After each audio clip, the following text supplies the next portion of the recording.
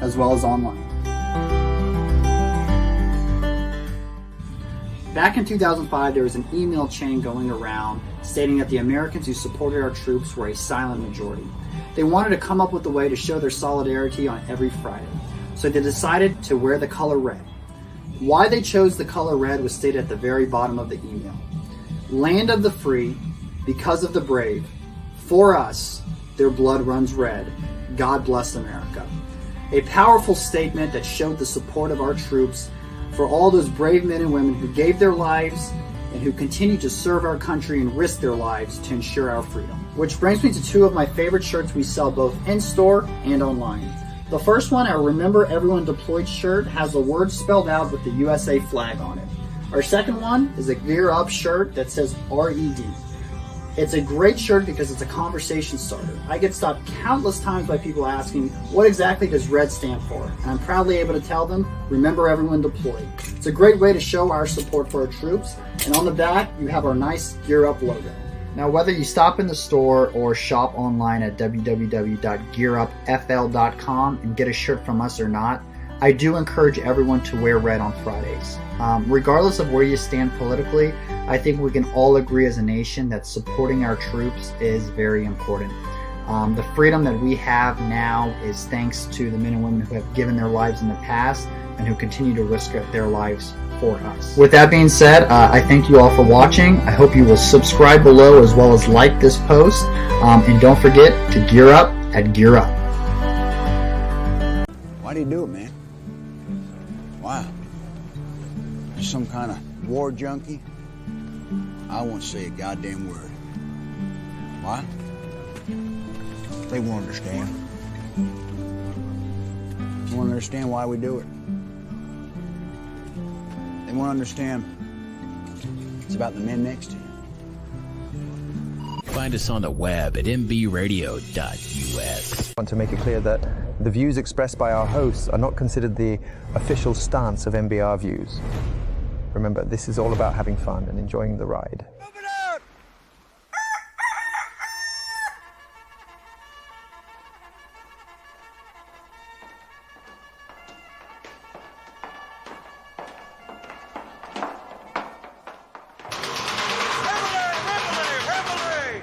Drop your cocks and grab your socks. Get your bunks made, get your uniforms on. Police call will commence in 2 minutes.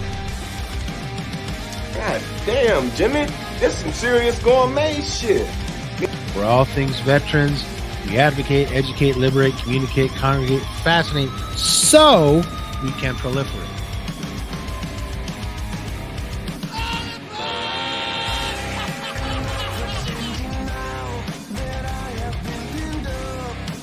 You haven't seen nothing yet!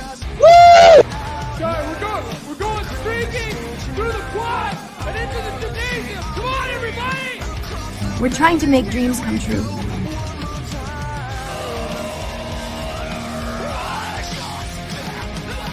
Well, they supported us now. It's our turn to support them.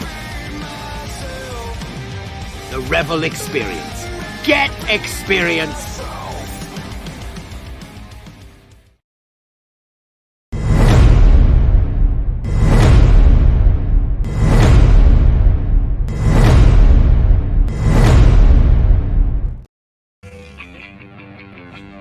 Hey, good morning, everybody. Broadcasting from Denver, Colorado.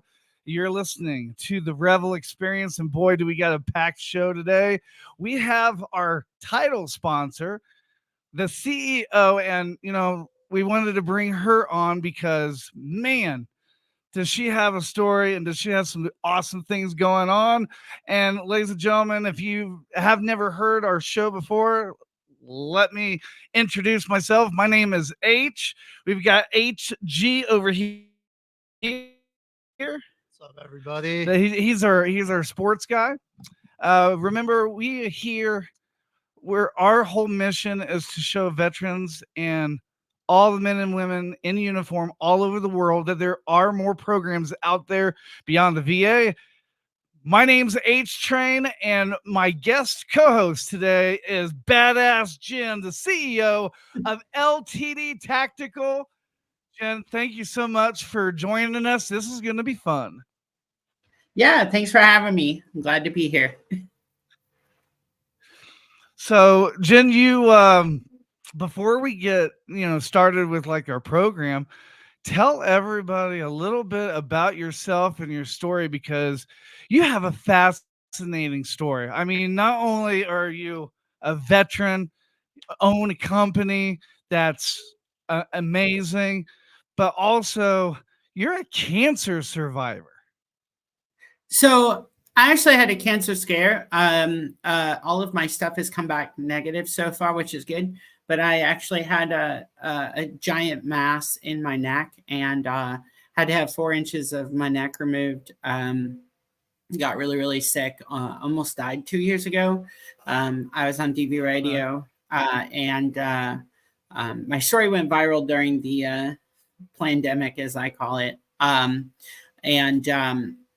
So a lot of really angry people actually stepped up to speak on my behalf because due to COVID and some of my disabilities, the VA didn't want to treat me. So I ended up with a massive tumor, couldn't breathe at one point. It was a really big deal. And so I've kind of been through these cancer scares and these tumors and surgeries, end up with some vocal cord issues.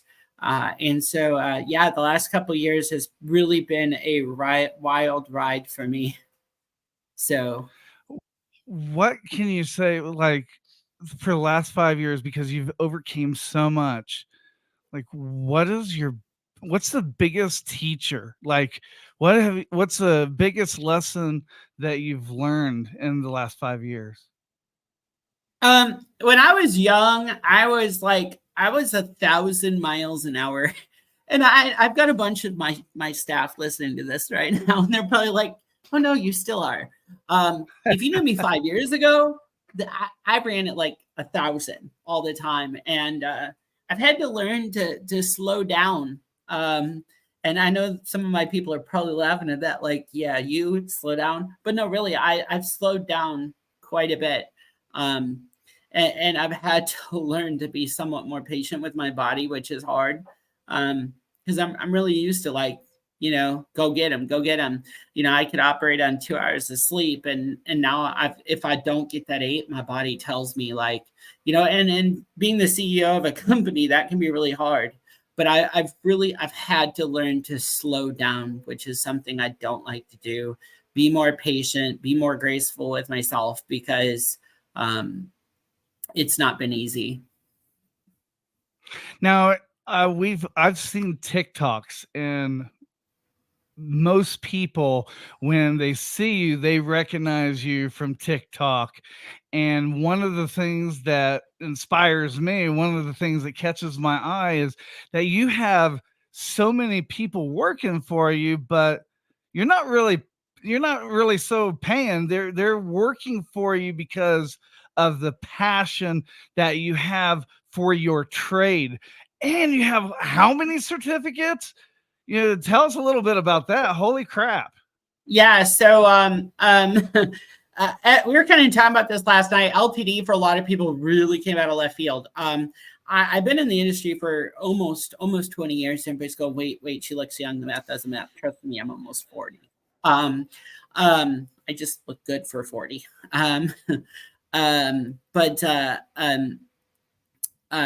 Basically, when I really started to blow up on TikTok, I went to one of my mentors and I said, I had to take a step back from another one of my companies that I'm really passionate about. And I said, how do I really drive this home? And he said, pick one platform, just one. Focus all of your attention in one place. And he said, where's the place you can reach the most people the quickest? And I said, well, that's a no-brainer. It's TikTok. You put out one video, you could get 200 views or you could get 20,000.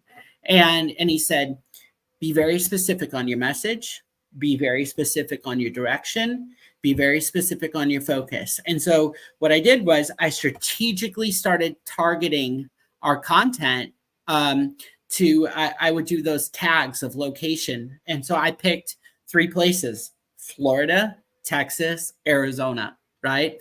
And so when I really started pushing our content, I would do those location tags in all 3 places. And I was like, these are the places where we really want to have the reach. And so, and also for us, given what our business does, this is where a lot of our customer base is going to be. And so I really strategically marketed just TikTok.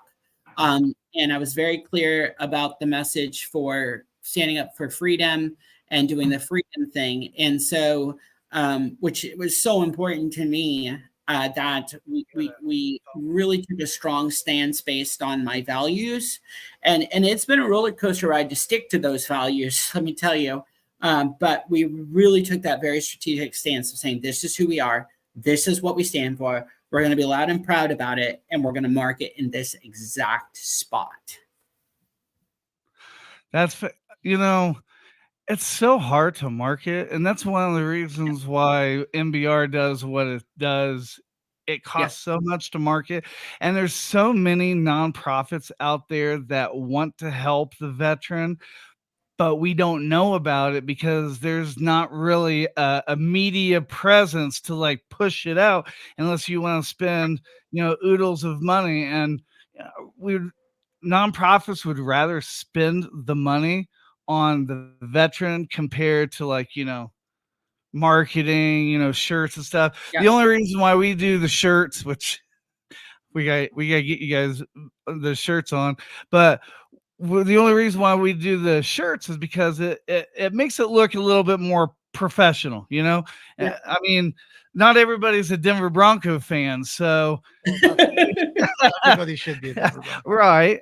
But we had a guy one time that was a Raiders fan, and he'd always wear Raider stuff, and I'm like, when you wear pro gear, it's almost like wearing like Trump or Biden thing. You kind of black out half of the listeners because there's some people, as soon as they see that you're like a fan of Denver Broncos or Raiders or even New England Patriots, people look at them wrong, especially New England Patriots. Because, well, I mean, not now, but back then, there was always jokes about, hey, the best kind of girlfriend to get, a Patriots girl, because they don't care if you cheat.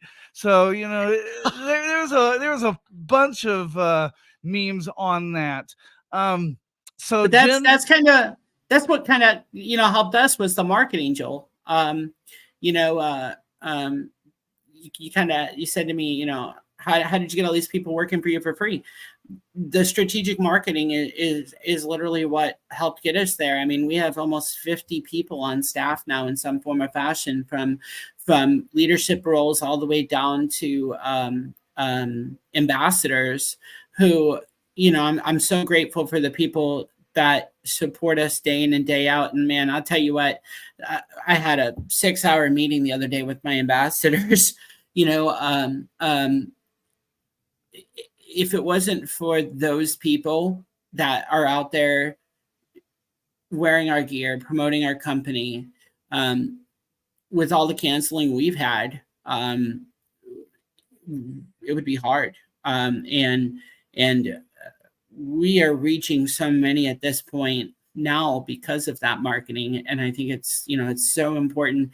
A shout out to my ambassadors, straight up, guys. Shout out to my ambassadors, because I have a powerhouse team of about 40 ambassadors who, we pay them. Go ahead and name them by name if you want to, Jen. What? They always like to hear. You can name your ambassadors by name if you want to. They always love to hear their name on the radio. Give them a shout out. There's so many. We've got funny names for ambassadors. So we've got 5150 cosplay, our copsplainer. We've got Warlord Doc, Aaron Green, our ambassador director. God bless him. The dude works hard. Oat and Wheat. We got a ton of ambassadors, and for all you guys, I'm sorry, I can't shout out everybody, but we have so many guys that are working so hard to help promote LTD. I've got one ambassador. His name is Reedy. And what's amazing about Reedy is he actually moved here from Canada, and he just absorbs the American AF culture. And sorry, guys, I can't say the F word on here. As much as I love screaming it, you can say American American AF. But Reedy moved here from Canada, and that man, he absorbs the American culture and does a lot to promote us. And I'm so grateful for Reedy. But I'll tell you that we really have a good team of people that really are passionate about our mission and what we believe in, and that marketing is indispensable. People who believe in you to that degree is indispensable. If I'm going to tell you, you asked me before, what's one of the greatest things you learned? You need a good base. You need a good foundation. Not to get all religious, but the Bible says, when you don't build something on a solid foundation, it's going to crumble. If I didn't have a solid foundation and pillar support right now, the amount of work I have to do. Yesterday, I got up at about 4 a.m. I didn't go to bed till midnight, 12:30. It's a lot of work. Those guys, I'm so unbelievably grateful for those guys. It's not even funny. That's amazing. And, I see TikToks. I know that you work hard. You're one of the very few CEOs that will travel across the country to install a wall mount. So, what? Kind of like that one.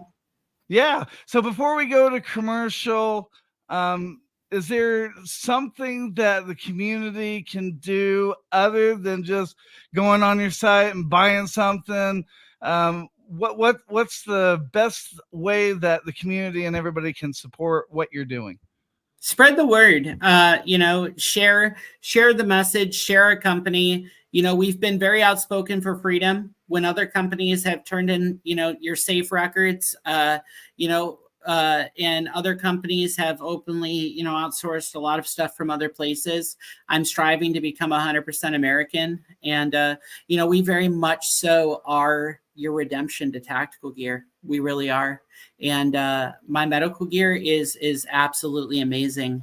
I think that we really have an opportunity to be the American AF brand. We have the opportunity to protect our customers' records. We stand behind our constitutional guarantee. There's so much that we're doing, and just spreading the right message, getting involved with our ambassador program, smashing the bell at the top of our TikTok profile or our social medias, or, getting in there and commenting, engaging. We really do love our customer base. So, I understand not everybody's got, the ability to afford our gear, but get involved in the community that we have.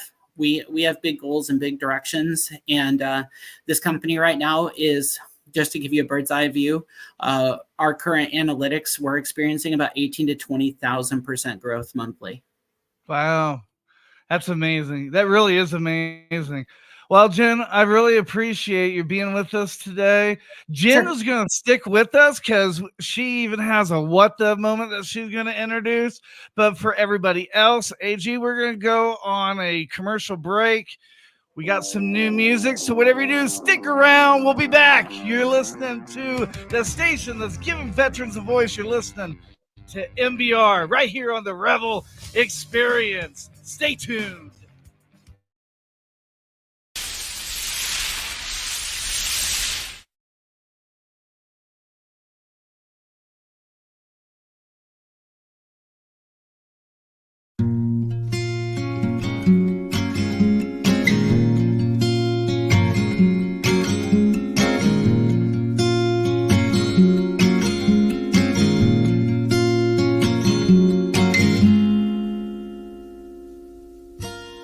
Consequence, so wonderful to see you again. You've not shown your face around here since the last time I was in too deep. Now I've been struggling to sleep, and I have to blame that on what I have created. Always with women or drink, some repetition of things, and that tired old cliche cliche, but that does not mean that it ain't the truth. 'Cause I've been absent from you and I've never felt less careful. Need my father, my mother, even my brother to say, you gotta get your act together, do not rewrite the days. You can still be productive, you know, without all the hate. Just need to remember who you once were. And I once was quick on the draw, and I once did admit all my flaws. I once was an honest man, and I held your hand when you had to bed. And I once was fresh like the sand. My head moved steady, honey, so did my hands. I once was blessed and true till the day that I lost you. Goodbye meaning, I've been searching too hard to find you now, like some bone in the yard. And I'll keep digging, but only when I have the time. 'Cause this world's been moving quickly, too much rhythm and rhyme. And sometimes you just gotta do what makes you feel good. And remember all those nights that you still understood how to be free, how to answer to no one, how to trust like a lover, how to lie like a son. You say this world has got you down, well honey, welcome to the club. I can hardly save enough money to go and see those I love. And we've all but found it, but we're still out of touch. I know we've lost hope a bit, baby, but I hope not too much. 'Cause we once were thicker than thieves, and we once were so much easier to please. And we once were alive on the tracks when the wheels came down, you know, I had your back. And we once were younger than now, and we once were all still just plotting it out. And we once ran circles round squares just for fun. We were louder then with what we gave up.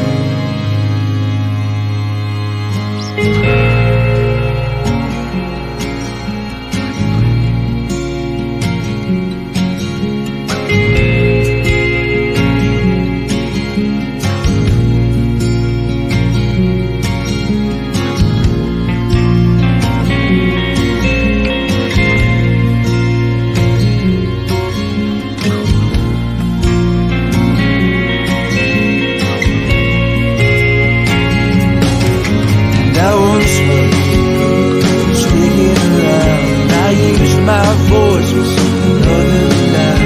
I once was walking the line, settling down, loving and trying. And I once was bringing it out, and I held on tightly.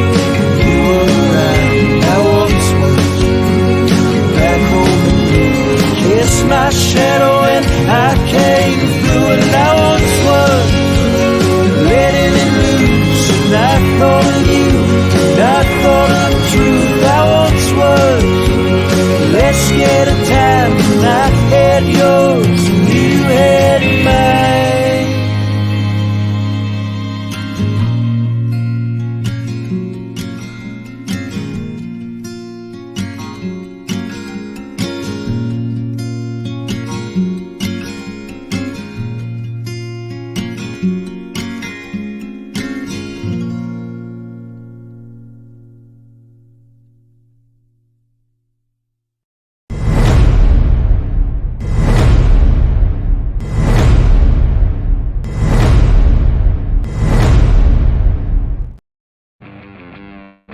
Back to the Revel Experience, ladies Oh, and gentlemen. yeah. With us still is Jen, Oh, yeah. CEO of LTD Tactical. Hope everyone's enjoying the show this morning. All right. So now it is that time, ladies and gentlemen. We got a great one for you today. It is the What the segment. They're cool tats, man. Oh, for real. Thank you, bro. You see the Cobra? And what is this one? Oh, this? Uh-huh. That's my credo. No regrets. Mm-hmm. You have no regrets? Dad? No? Like not even a single letter? No way. Not me. Well, I love him. I think he's great. Okay. I think he's a real winner, Casey. If I were you, I wouldn't use protection. What the? All right. So Jen, who is in Arizona, She has our What the segment, and she has a pretty funny one. She had Caveman laughing earlier. This story's good. Okay. I think you guys Yes. are gonna enjoy it. Okay. It's freaking fantastic. So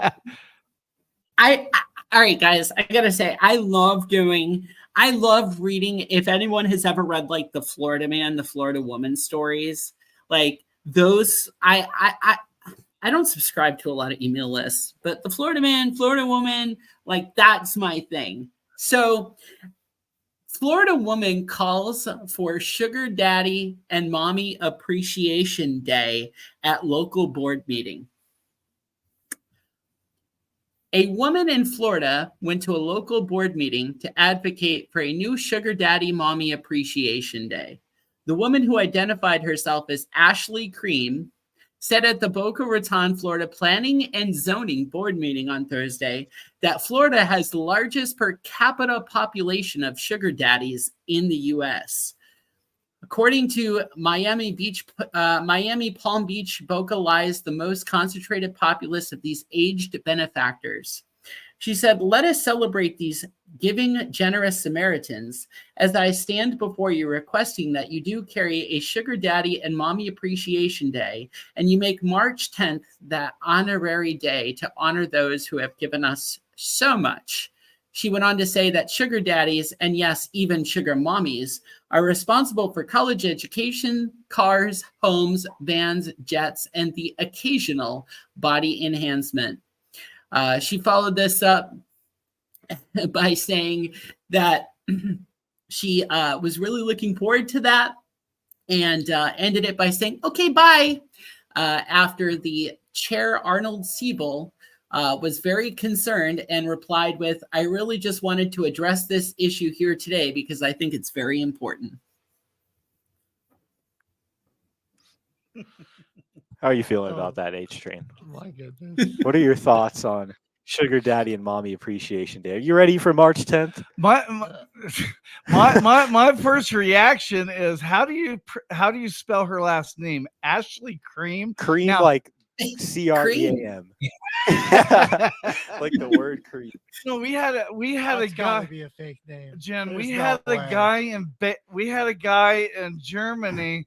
His last name was Fuchs, Fuchs. We had that. Oh man, we gave him so much crap for that. But it's crazy how some of these people, their last name. I mean, if I had a last name like Obvious, I sure as hell wouldn't go into the military and become a captain and be Captain Obvious, which there is a Captain Obvious. There's some pretty crazy names out there, like Kool-Aid McKinstry. He's going into the draft He's this projected to season. be a first Richard, round pick. Also a guy, Top Robinson. Or how about that Richard one Ball? Richard Ball. Oh, so if you go by the alternate name of Richard, you're that Dick Ball. Wow. Well, we were watching. We do. See who it is first before we do that. Could be a crank We were Speaking we were of watching caveman, the video.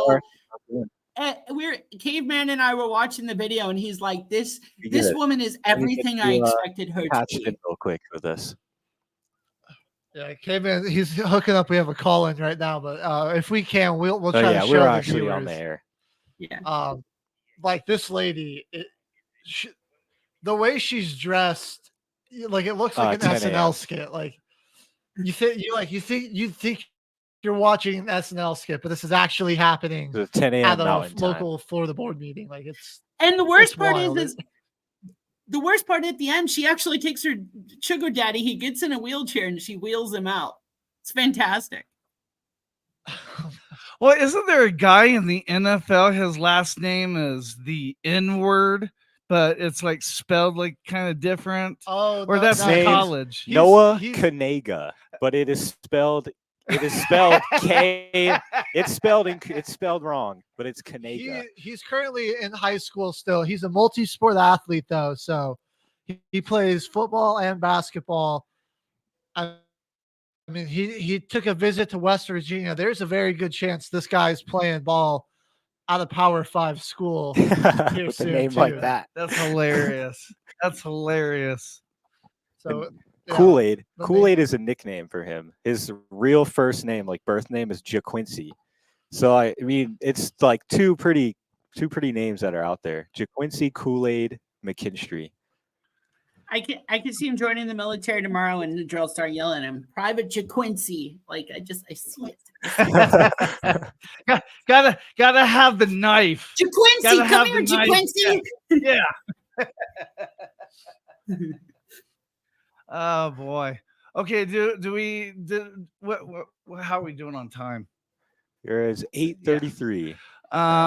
We have time for the other one if you guys want to talk about the other one. Yes. Or This we one. can go right to the drop the mic one. This one, Okay. Florida man who received Waffle House tattoo arrested after refusing to pay for it. So this guy got a Waffle House tattoo from a Florida shop, was taken to jail for failing to pay for it, according to the arrest affidavit. Let's see. 33-year-old in Clearwater, Florida, arrested of petty theft on December 2nd. And so he reportedly could not provide proof of having that amount of money in his bank account, and it was a $250 tattoo. And he had $6 and his driver's license in a bag. That's all he brought with him to the tattoo shop. $6 and his ID and license. How does that even work? You get tattoo done? Hold on. I gotta go out in my car to get my wallet. I just want to listen. Out of all the tattoos you can get, who goes into it? Like, who goes into a tattoo shop and looks at the guy serious as plain as day and goes, "Yeah, man, I want that Waffle House tattoo." Who does that? Waffle House logo. It's just I feel like Waffle House with its ID in a plastic bag. That's the type of guy. Well, I feel bad I feel for like there's those that... almost. Sorry, go ahead, Age. No, go ahead. I was gonna say, I feel like there's almost like an obligation by Waffle House to pay his legal bills and sponsor this man. Yeah. He risked prison just to get the Waffle House logo tattooed on himself. He's as a $150 bond. That's clearly a very legal, loyal customer. You need to reward that type of loyalty. Seriously. They should have been the ones I to think- bail him out and pay for the tattoo. I think he needs free Waffle House for life. We should all we should all call Waffle House and tell him. Well, it's crazy what people get for tattoos, though, because after the Kansas City Chiefs beat the Buffalo Bills, they showed this guy like crying, and everybody's like, "Well, why is this guy crying?" And then they zeroed in on his tattoo, and it had divisional playoff winner Buffalo Bill or Super Bowl champions Buffalo Bills, and I'm like, why in the world would you get a tattoo like that? People do that all the time. I know. Every year you hear like some guy that got his team's like team logo and then Super Bowl champion tattooed at the beginning of the season.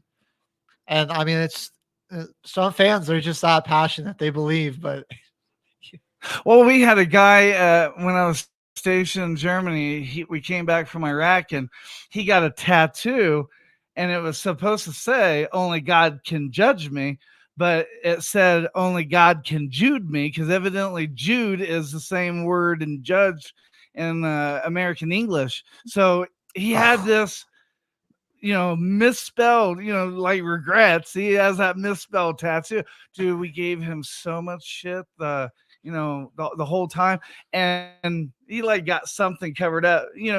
People tell you, "Oh, it doesn't bother me," blah blah blah. But when they start saying that, "Oh, it doesn't bother me," that's when it bothers them. It does. You gotta tell other people. I had someone want to get an LTD tattoo, and I was like, and they called me up. They're like, "Hey, I really love your company. I love everything. But can we get an LTD tattoo?" I was like, "Absolutely not." Well, that'd be good business, though. Yeah. I I thought about getting the MBR tattoo on me at one time. Have you ever seen those people who let companies so there was a thing, and I don't know if it's still a thing, but they're like people who get company tattoos all over them, and they'll get like the companies to pay for ad space on their bodies. Have y'all seen that? The radio station got sued, actually. They had a fake competition. First person to get the word crud tattooed on their forehead won like a certain amount of money. They were just trying to see what idiot would tattoo the word crud on their forehead. And the guy actually did it, and they never paid him because it was a fake competition. So he sued the radio station. Wow. I think it was on one of those like court shows. So I don't know. It could have been set up, but he literally had the word crud across his forehead. Okay, I'll give somebody $100,000 to get Trump tat. I'm just kidding. I'm just kidding. Don't get yourself sued, Jen. You're talking about people renting out their body for companies to put ad space on there.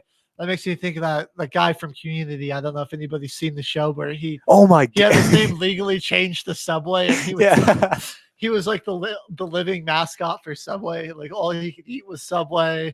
That was just like he had his name legally changed. It's hilarious. Well, I forget what company it was, but there was a company that said, "Hey, if you got this tattoo, we'd give you like this, food for life or something like that." I forget what company it was. I don't think it was Pringles, but it was definitely a name brand company, and I can't think of it. But I would get the Pringles guy tattooed on me. That's kind of a clean tattoo.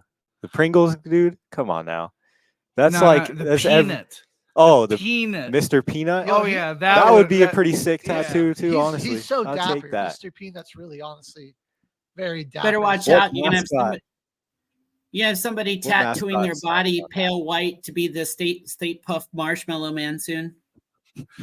Just wait, after this segment, somebody's gonna look at you, Jen. They're like, "Wow, she's good looking," and he's gonna go get a tattoo of your face, and then he's gonna come to you and say, "Hey, Jen, I saw you. Look at my tattoo. What would you do if that happened, Jen? Would that freak you out, or would that inspire you if somebody got your face tattooed on their body?"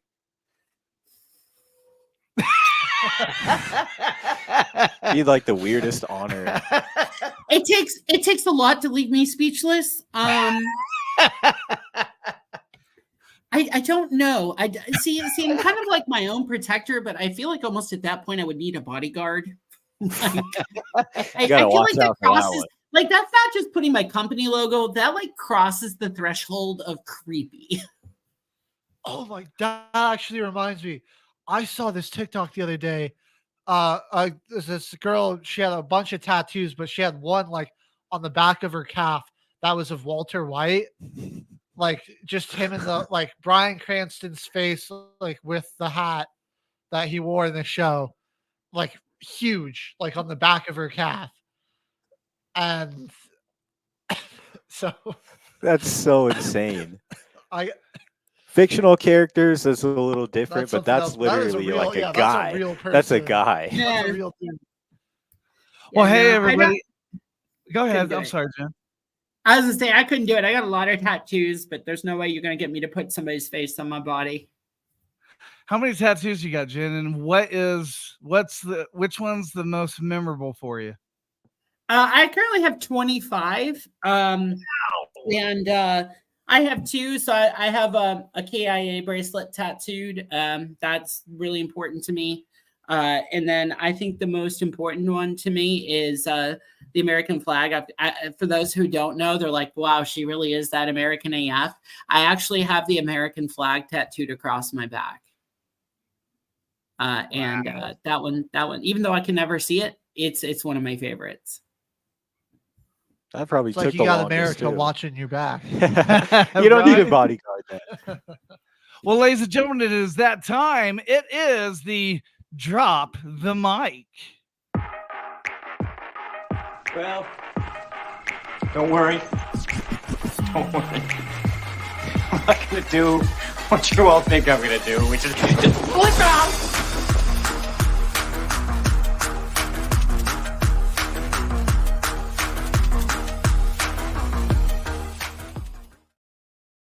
Okay, what did you guys pick for the drop the mic segment today? Well, I think the big one me and Caveman wanted to talk about. So we know the Super Bowl is coming up this Sunday, or a few days out. Sports betting, it's been huge these past few years. It's really blown up. The NFL's really embraced it. And there's all sorts of bets you can place on the Super Bowl, like down to like what color the Gatorade they're gonna dump on the winning And coach is gonna Gronk be. going to make the kick?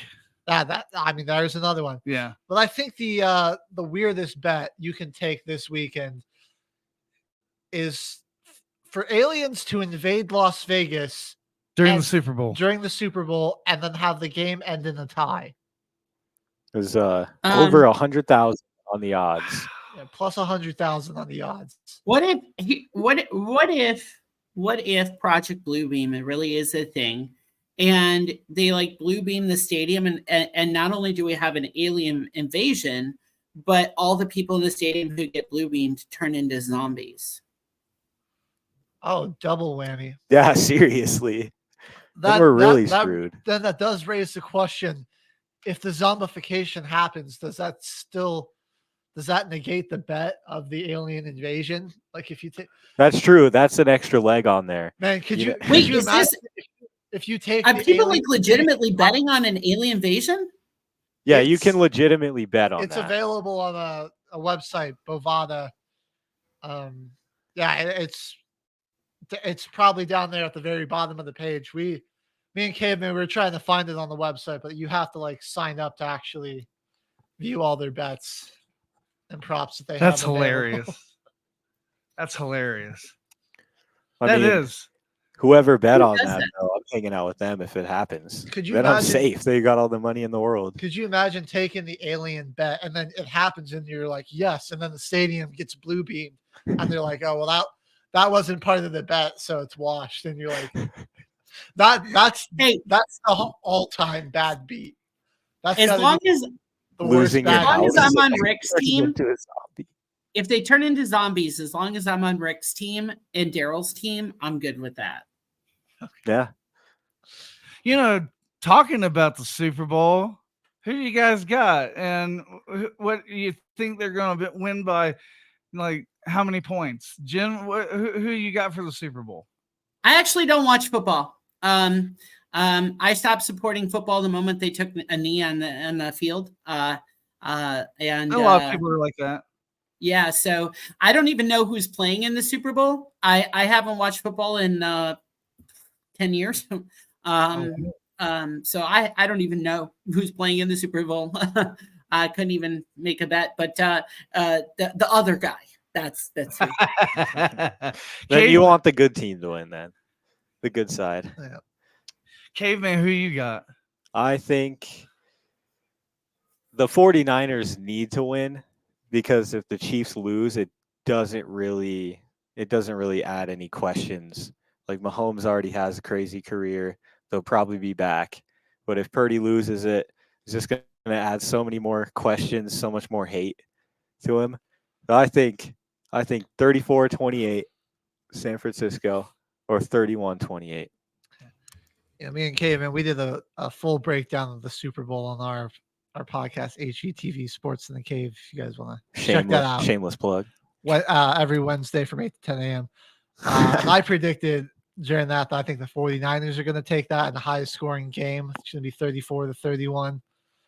And circling back to some crazy things surrounding the Super Bowl, actually, 49ers quarterback Brock Purdy, there's some photos going around online comparing him to Lee Harvey Oswald, saying that they look alike. They really do, though. They really do. Have you guys seen the whole conspiracy theory that the colors in the Super Bowl logo, whoever's on top or on bottom determines who's going to win based on like the last so many years? It's all predicted already, and like I forget whether it's the top or the bottom that wins, but that team's color is always on that one side or the other. Yeah, and the guy brought that up, and then like 2 weeks after he brought it up, they like changed the color on the logo and stuff. And this is what I think. I think that I do think the NFL is rigged to a point.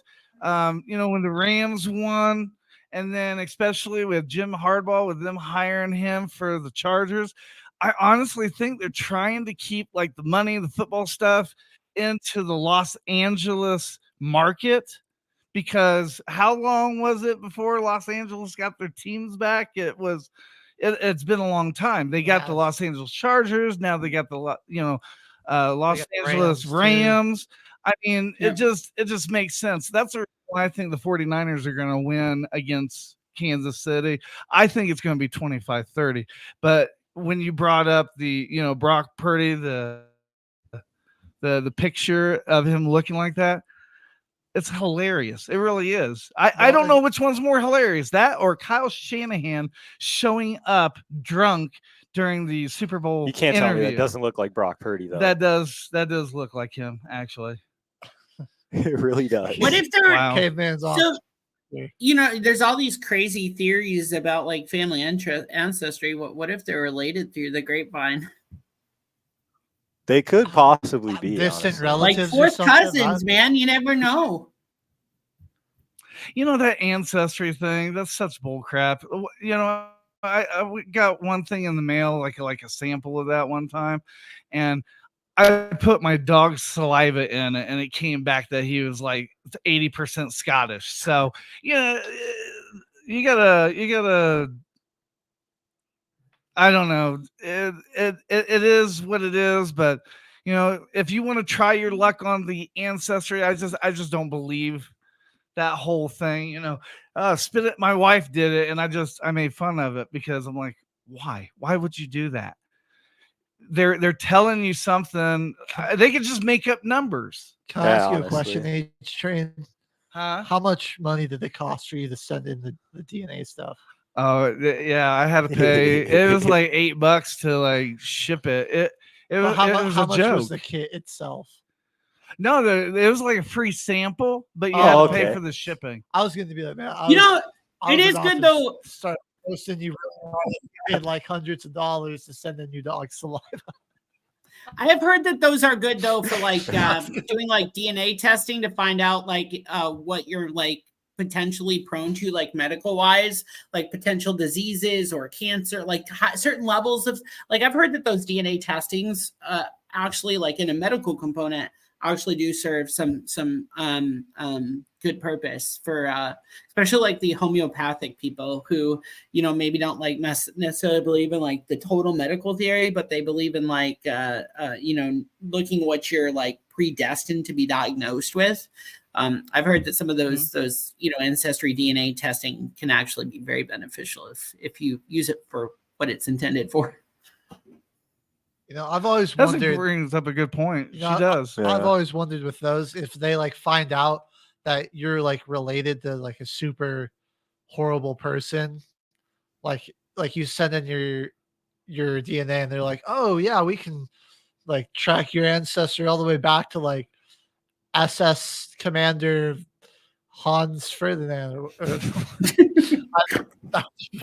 Related. German name on Genghis Khan is your great uncle. Well, I think probably everyone. I think like a third of Asia is like can trace their lineage back to Genghis Khan. Most of the world's population can. Yeah, that's how crazy that entire thing was. He really got around back in his heyday. Yeah. I get see my old battle buddy looking at the DNA results, going, something wrong.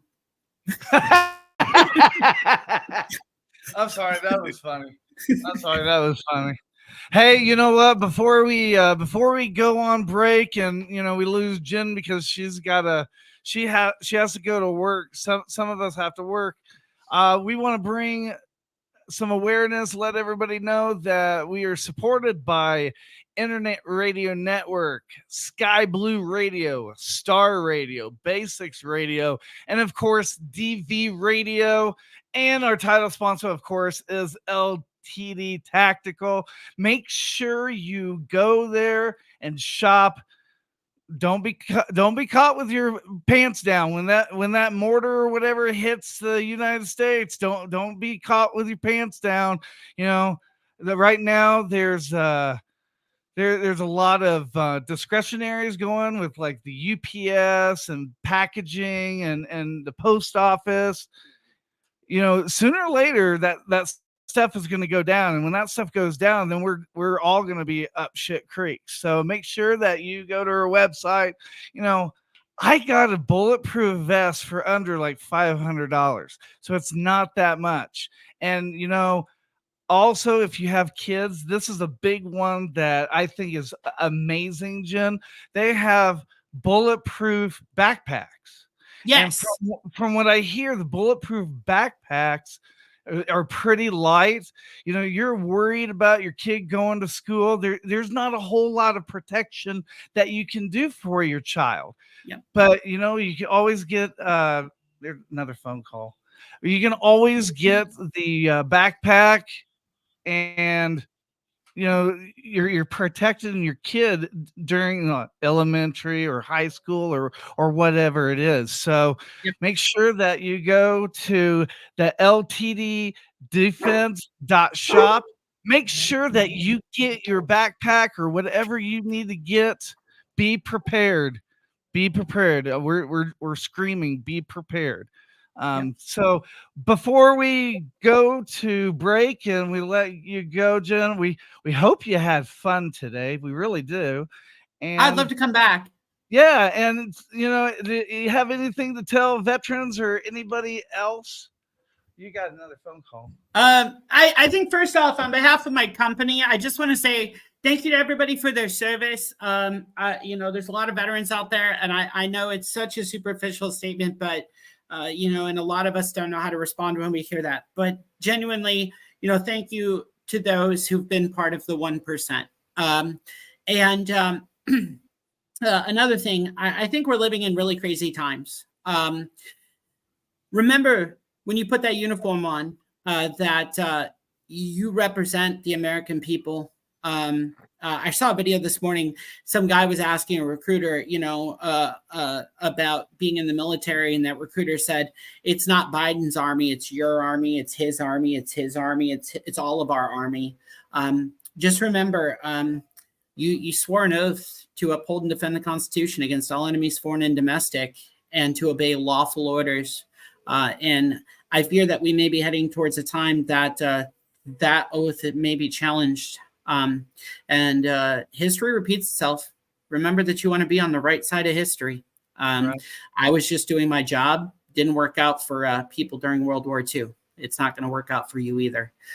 Let's make sure we're honoring our oaths, right? And we're standing behind the oath that we swore, and we actually know the oath.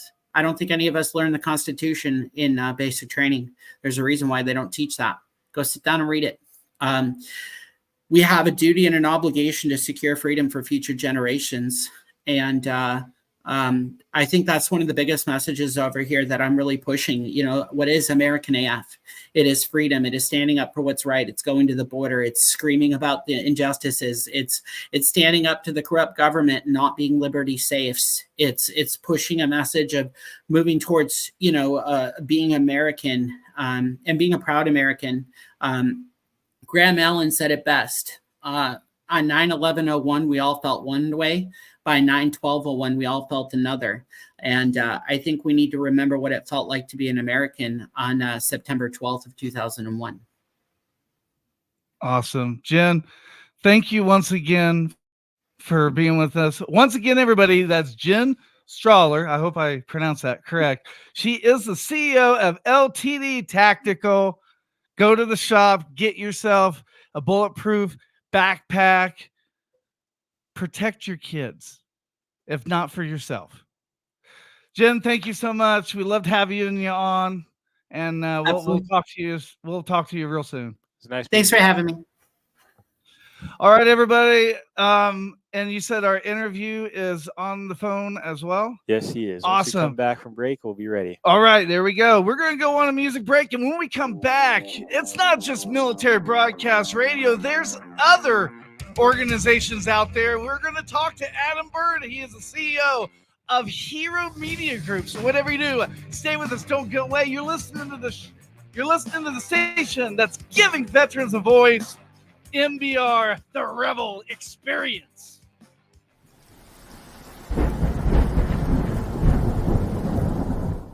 Hey everyone, how's it going? This is Danny with Admin Campsite. So today I want to go ahead and share a program that I found and that I've been part of the last few months, and that is the Catch a Lift Fund. Now this program is a unique program that helps veterans all over the United States to recover and rehabilitate both physically and mentally through physical fitness and motivation and support. Now this program actually assists you with getting yourself back in shape in order to focus and to have that healthy mindset. So in this program, there's an 8-week initiation process. Catch a Lift will provide you with a link. So in that link, it's going to prompt you to a dashboard where you're going to have reports for the next 8 weeks. And every week on Friday, you're going to have to input a report. It's self-explanatory. The real hard part is getting yourself to the gym or getting up in the morning or whenever and working out every day. That's the hardest part. So you do 8 weeks of reporting every Friday.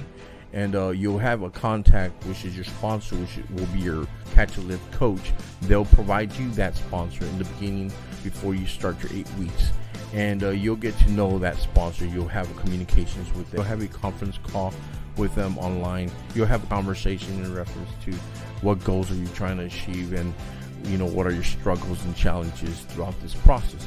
So once you're done with that 8-week process, you'll be able to apply for a grant, whether it's 1 year of free membership to any gym up to $1,200 or some free gym equipment, or I'm not sure how that works. But I will place their link down below. So a little bit about the program and the stats. So 86% of all donations go to the Catch a Lift veterans programs. There's over 6,000 veterans and 412 caregivers in the Catch a Lift program.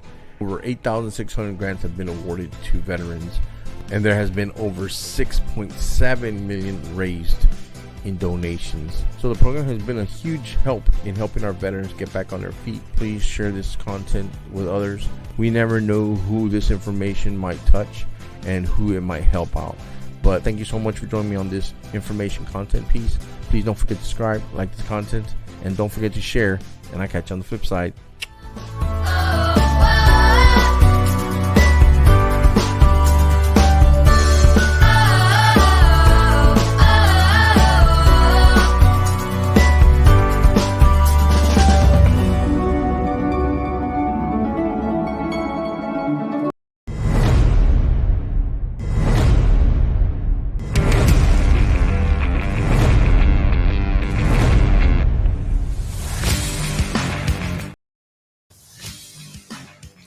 All right, ladies and gentlemen, we are back, and without further ado, before we bring our next guest on, let me kind of hype him up a little bit. He was doing this before I even started. He is one of the pioneers of radio, internet radio. He has a group that we're going to find out. I believe they're based in Florida. His name is Adam Bird. Ladies and gentlemen, it is the interview of the week. What's going on, guys? How you guys doing? Hey, good. Very Hold well. on, Adam. We got a little thing to play after my sound guy gets it. Go ahead and play the interview of the week. Interview of the week sponsored by LTD Tactical.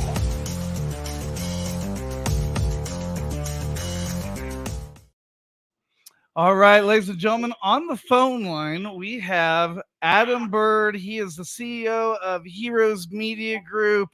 They teach you how to podcast. They teach you basically the same thing that we do, but they're a lot older, because Adam is kind of like a mentor. I remember calling him up trying to get a part of them, and he's like, "Well, you're in Colorado."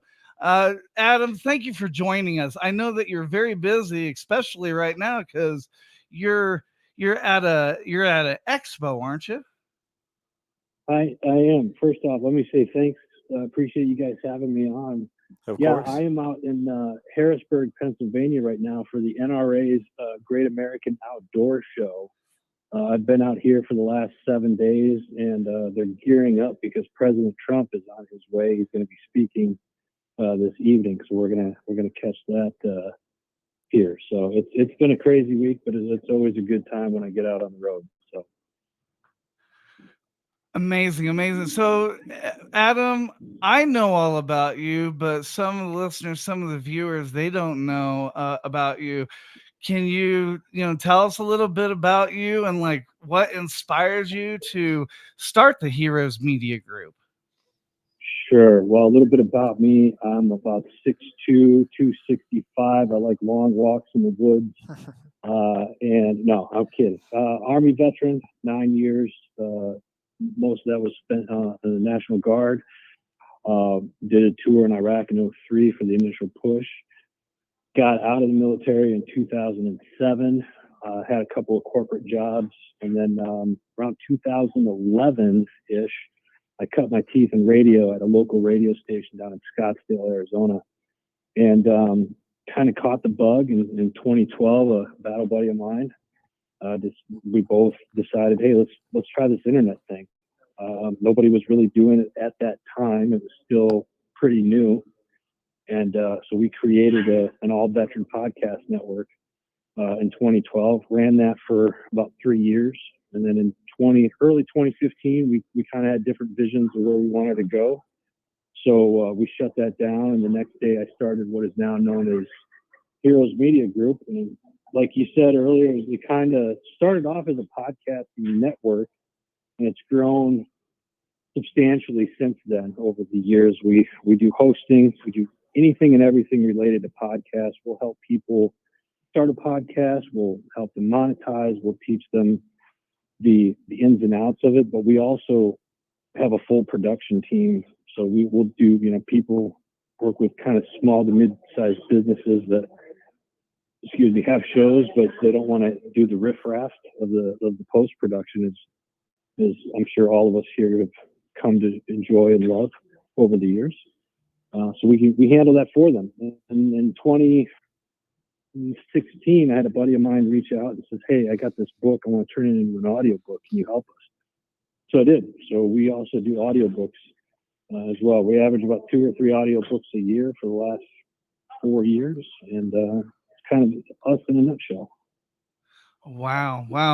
There's the one audiobook that I just did. I don't think you guys voice it. If you do, I'm unaware. But the Fight series from Betsy Ross, if you've heard of that, that's the last Audible that I've done. And the Audible has really helped me, especially with like my double vision and stuff, because it's so hard for me to read a book. I've learned a lot of stuff for Audible. What's the process like? Do you charge people, or do you guys work off of donations? How does that work?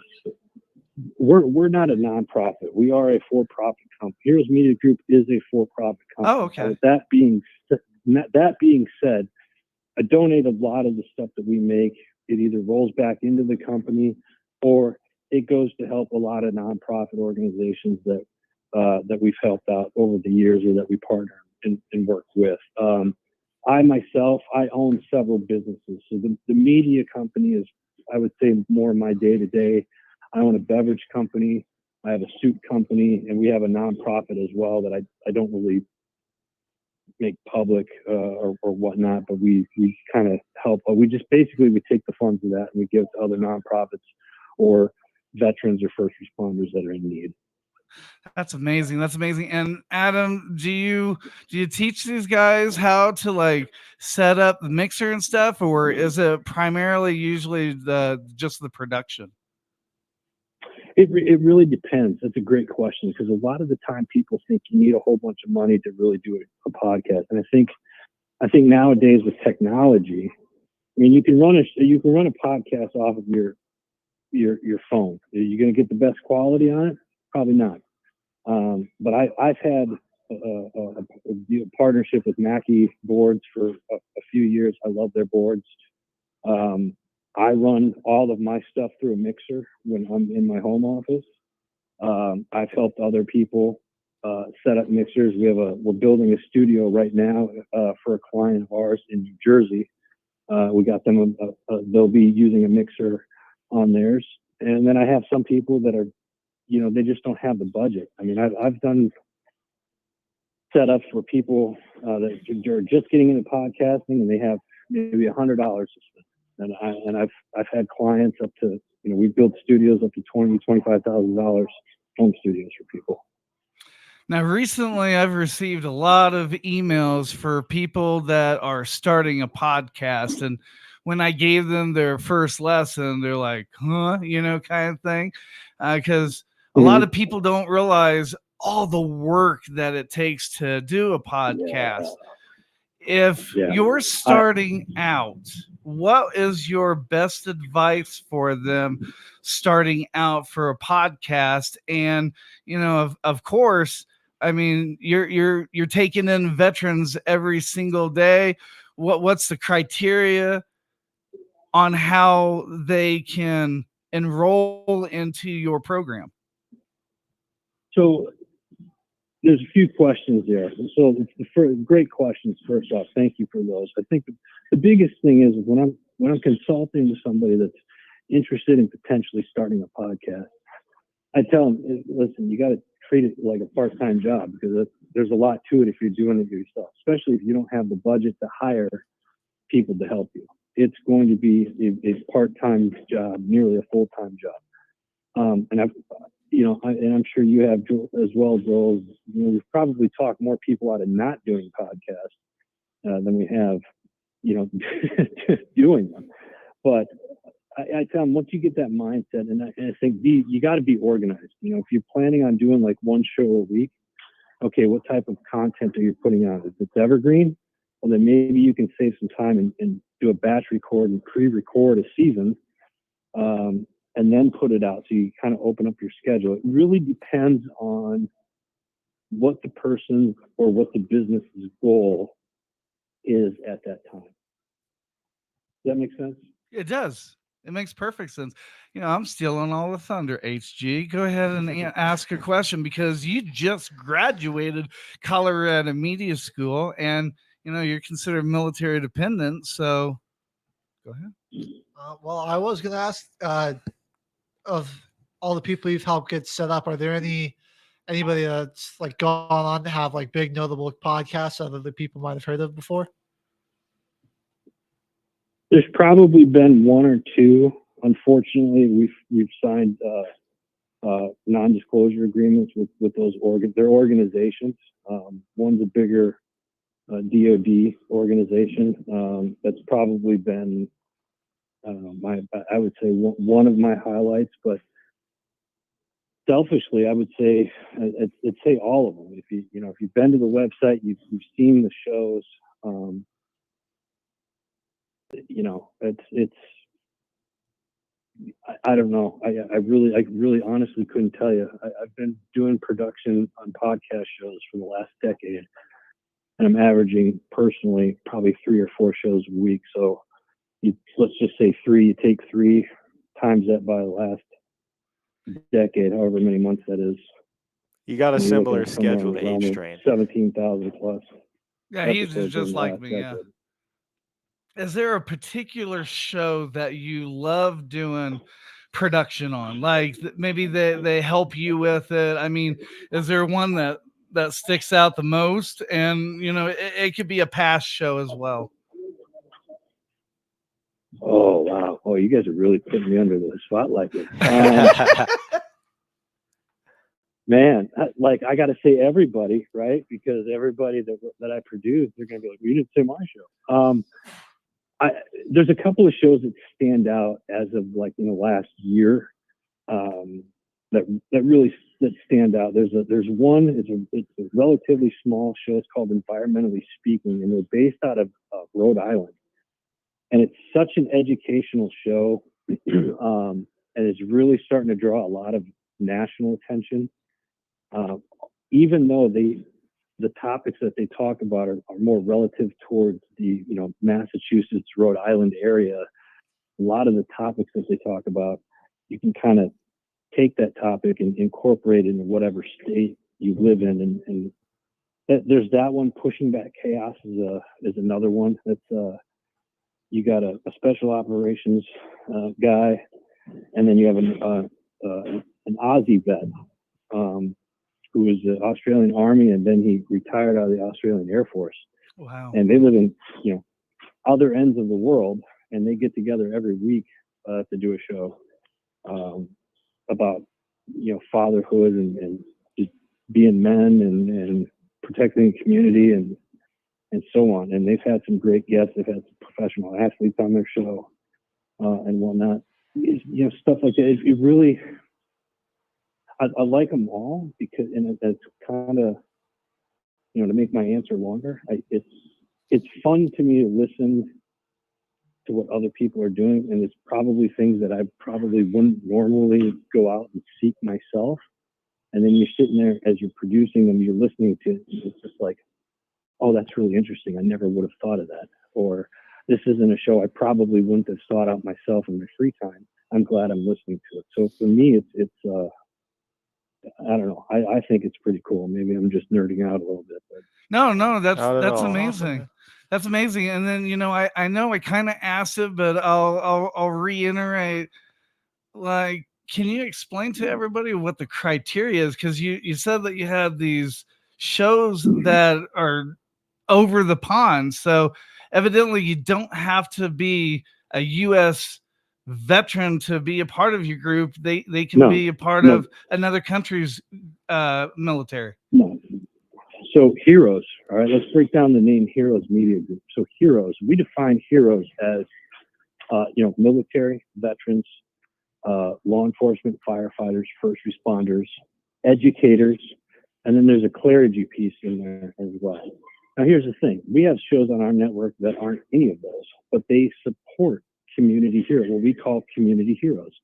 And let's be honest, guys, anybody could be a community hero. It could be your neighbor, right? It could be a family member or whatnot. So these, as we call community heroes, these are just people that we support. And we really want to, the purpose of it was not only to support community heroes, but to create more of a positive, share more positive stories, I guess. I think we can all agree that, you look at mainstream media, there's a lot of negativity in the world. And I think there's more positives. I'm crazy enough to think that there's more positive stories that are out there that are just not being sold or being told. So let's tell them, let's try to spread some positivity, in the world. I actually had about 3 years ago, I had a gentleman approach me to buy my company, or he wanted to buy in, and he offered me a ridiculous amount. And he was just like, he's like, we need to change this, and this. I said, that's not my vision. That's not how I see this. He's like, well, you can't sell positivity. It's not sexy. You need to be negative. And I was just like, I don't need your money. I was like, that answer right there was every more reason for me to realize that I'm doing the right thing and surrounding myself with people that believe in the mission and that want to change the world for the better. That's amazing. And that's what we're about. That's amazing. And I never told you this, Adam, but I've watched you over the years. I've watched some of the shows that your group has produced. Even Patty's. I don't even know if Patty's still there anymore, but that's one of the shows that I remember. She was always very full of joy. And I got linked up with her with Tee It Up for the Troops.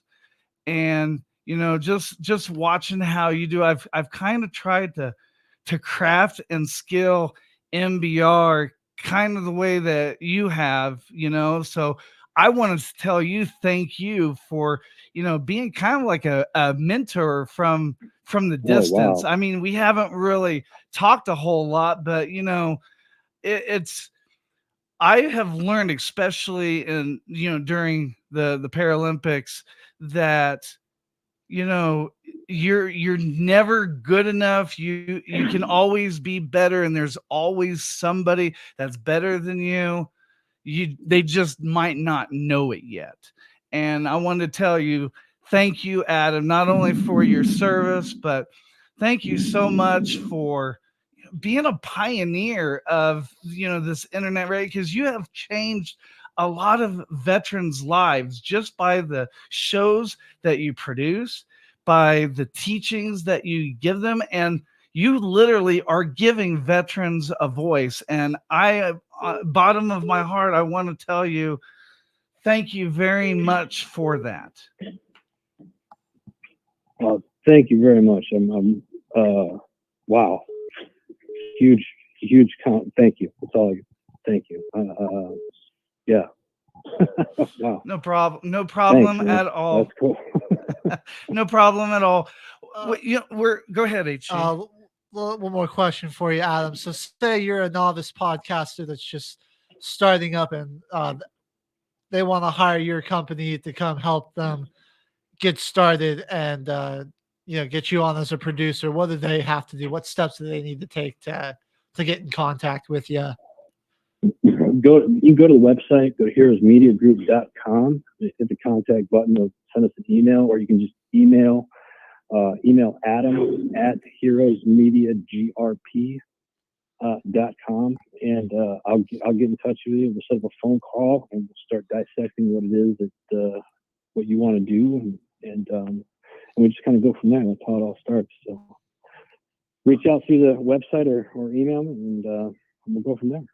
And what was that email again? I'm gonna have it play on our stream here. Yeah, it's Adam at heroesmediagrp.com.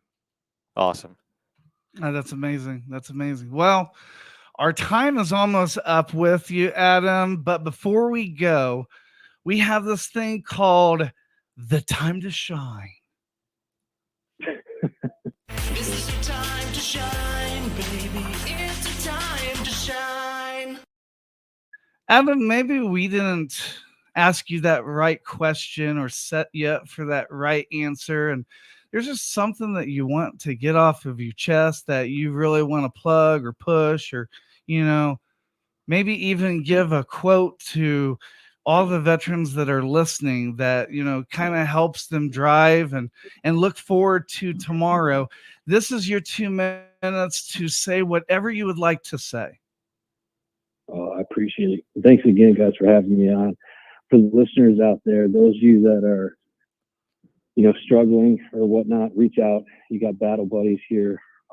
You don't have to, anything you do in life, you don't have to do it alone. And most successful people, myself included, I did not get to where I was at by doing this by myself. You have a ton of support group, and I'm truly blessed. And those of you that are kind of sitting out there wondering, hey, if I want to start a business or this new side hustle or whatnot, but you're too afraid to, jump. Take that step, jump, and do it. What do you got to lose? What do you got to lose? And believe it or not, there's whatever it is that you're looking to do, chances are there's somebody out there that's already done it. And reach out to them, because you'd be surprised at how entrepreneurs want to see other entrepreneurs succeed. Veteran in the first responder community, if they are doing side hustles and whatnot, I want to see you succeed. So take that first step. Don't be afraid, and go after your dreams. That's it. Amazing. Once again, everybody, if you missed it, you missed a lot. You missed a good interview. We have CEO of Heroes Media Group, Adam Bird, has joined us. Adam, thank you so much for you. And I'll not only will I tag you, but I'll for sure I'll send you the podcast once this show is over. And we got V in the studio. V might have a question for you. He's usually here Fridays. Bring him in. Vicente. Hey, V. Hey, what's going on, guys?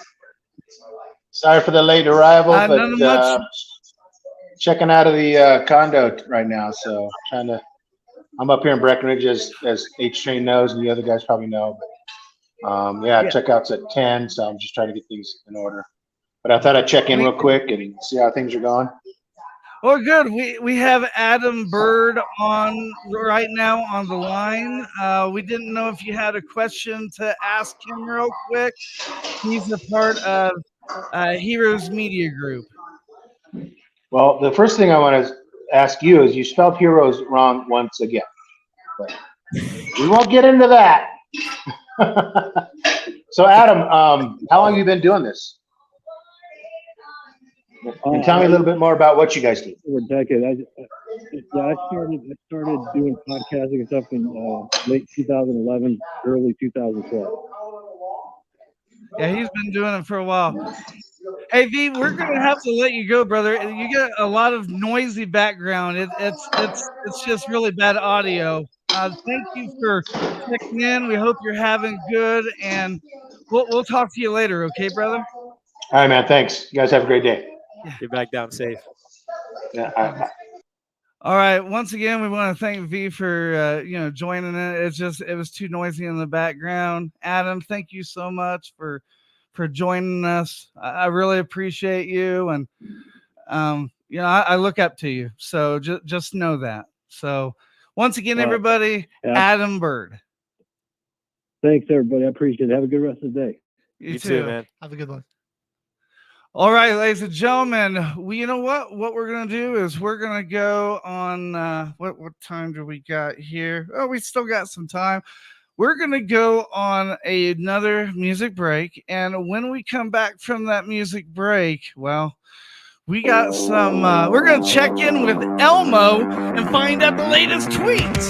So whatever you do, stay with us. Don't go away. You're listening to the station that's giving veterans a voice. MBR right here on the Revel Experience.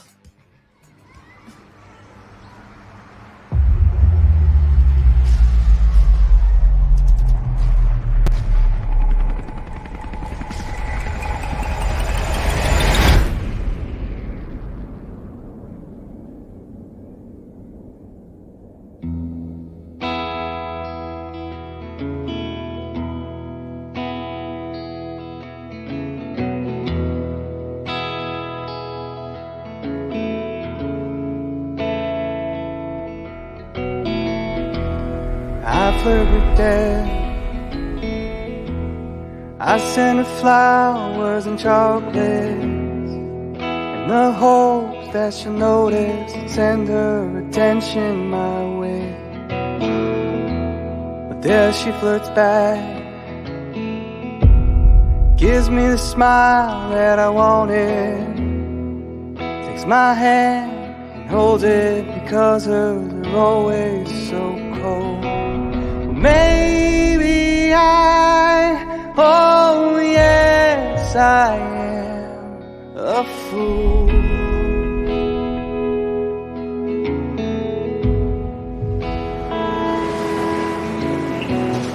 I go steady with death, go driving around after my ship, down to the shore where it's quiet, trying to just be alone. There snuggles up, wraps herself around my neck. She lets go, I catch my breath, and we both stare up at the sky. 'Cause underneath the stars we both feel small.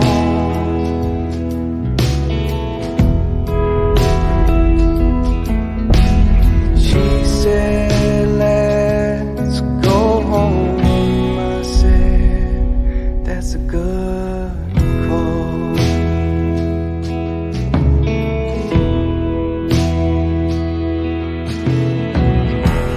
And I fight with death.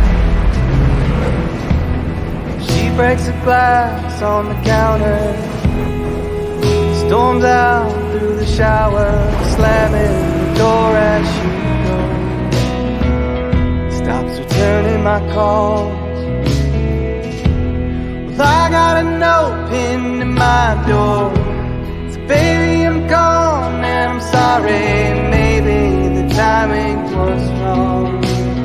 Well, I won't lie, I still dream about her. I do.